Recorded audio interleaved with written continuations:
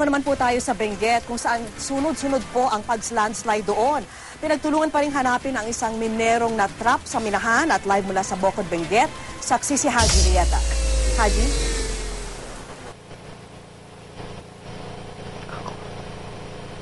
Dalawang oras na simula nung tumigil itong ulan, malakas ulan dito sa kinatatoy natin dito sa may bayan ng Bocod sa Benguet. Samantala ay kasalukuyan pa rin nasa loob o natrap sa isang tunnel ang isang minero na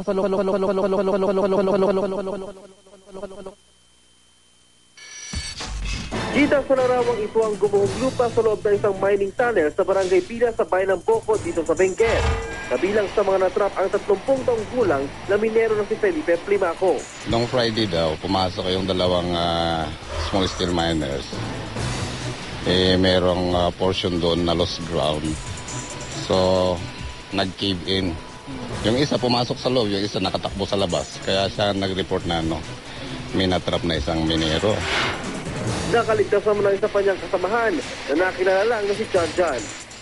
Dito sa loob ng tunnel na ito gumuho yung lupa kung saan isang minero yung natrap. Halos 4 na araw nga siyang nasa loob, kaya naman itong mga rescuer nito ay tulong-tulong na nang sa ganun ay mailabas na ang natrap na minero. 4 na araw nang nasa loob ng gumuhong tunnel si Plimaco. Yung nandun, siya ang kinakausap, yung minero nandun. Dito lang ako dito sa banda rito. Hindi ako pwede siya makausap dito sa banda rito ako. Pero naging balaki sa pag-rescue ang walang tigil na pagbuhos ng ulan. Malambot ba yung lupa? Oo.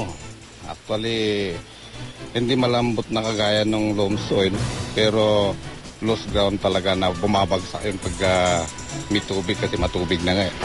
Humingi na ng tulong ang lokal na pamahalaan ng Benguet sa ibang mining company para sa rescue. Bunsod pa rin ang malakas na buhos ng ulan, sunod-sunod na landslide ang aming nadaanan sa bayan ng Bocod. Sarado lang sa mga sasakyan ang kalsadang ito matapos matabunan ng gumuhong lupa.